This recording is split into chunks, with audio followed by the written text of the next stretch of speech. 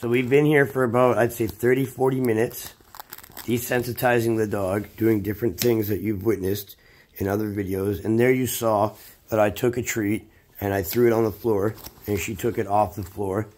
And she's slowly realizing, you know, there's nothing bad happening. She's getting Scooby snacks. This is deer jerky, which is really good. My indigenous brother of mine, friend of mine, makes this. That dog hair is from the floor, not from the packaging.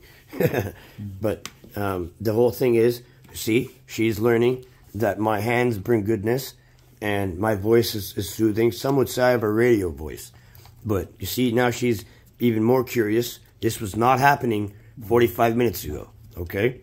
So this tells me she doesn't need medication. Yeah. She doesn't need medication. She just needs to be socialized, desensitized.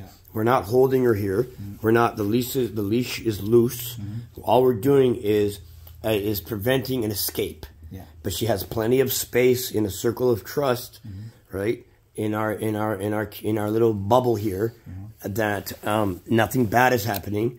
Dad's over here, you know, Grandpa's over here, and she's taking treats from a stranger. Yeah. And this is the first time she's ever done that, right? Yeah. Right. Okay.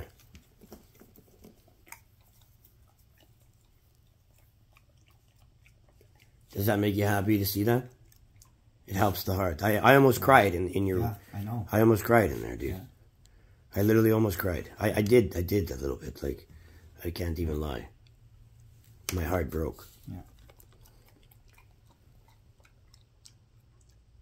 But just hearing makes me happy. Yeah.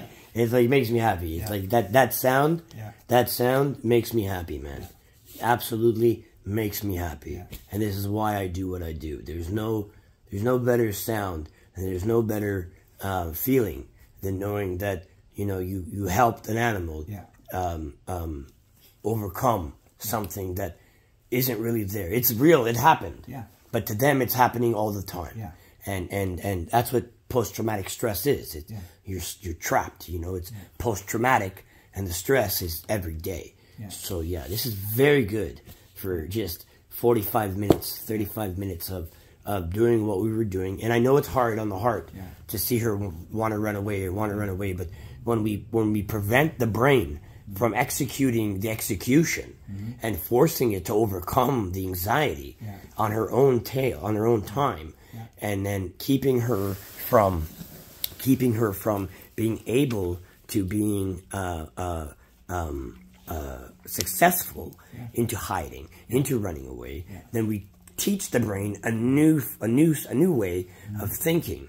Where, okay, if I stand around here and I don't run away, maybe they'll leave me alone, or maybe I'll get some Scooby snacks. Eventually, a dog is going to listen to its stomach. Eventually, a dog will listen to its nose. And this is exactly what we're seeing right now, is her becoming more and more curious. And the objective is for her to take that one over there. And that one's a hard one because it's in the middle of the world for her, right? This is her world right now, right? And now you're laughing. She's like, oh, I like that. That's good. I like laughing, right? And then we drop a little one. We try to get her to come out of her world a little bit. And then we bring another one. And then maybe she'll go to the closer one. And then she'll go to this one. And then she'll go to that one. And then eventually, there's so much temptation in this new world that she'll be like, hey, I want to try it. I want to take a chance. I want to be brave. I want to be courageous.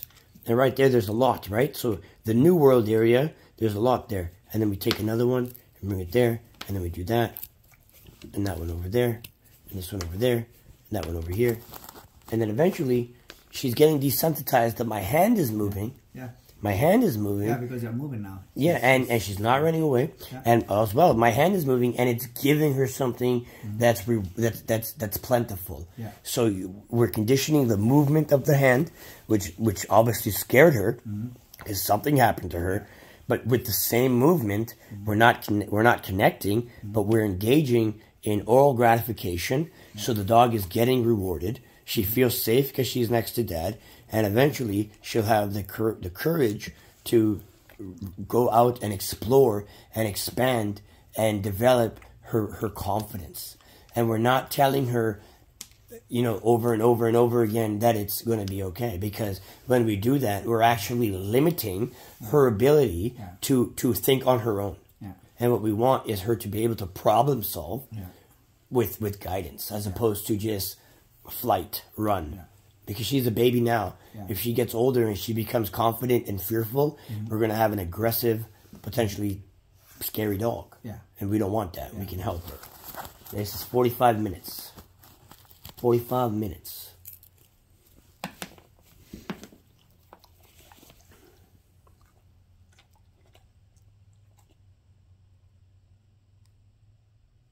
She's looking at you like, this motherfucker, this guy thinks he's getting paid double time, right?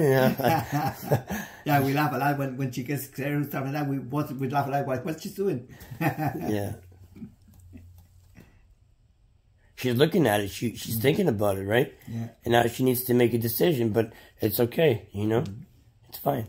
And if she doesn't make the right decision, I don't tell her, you know, okay, I don't do that, right? So what I do is, I just say, hey, look, I got something for you. It's a little closer. It's a little closer. And then we get a little closer. And then when she's already in the psychological mindset to want to come closer. See, did you hear the siren alarm? Yeah. Did you see how she immediately in her brain, she was like, do I gotta run? Do I gotta run? And she said, no, I can't run because Dad's over here and Grandpa's over there. But did you see her body? Like right away. Okay, so that tells me we need sounds. Another thing you can do, so it doesn't. You have a computer or something. You go on YouTube and you type in city sounds. Okay. And then New York City sounds. Play it low because it's really high pitch. And then it sounds of the city all the time, so she gets used to it. And then you can play sounds of nature. Different things, you know, rainstorms, thunder showers. Not yet. She's not ready for thunder showers. But I would start with like even children playing in a playground. That sound will desensitize her, and that way when we walk her in the park, she's already familiar with that sound. She's heard it when she's eating dinner. She's heard it when she's sleeping. She's heard it all the time. It's not going to be a new traumatizing experience for her.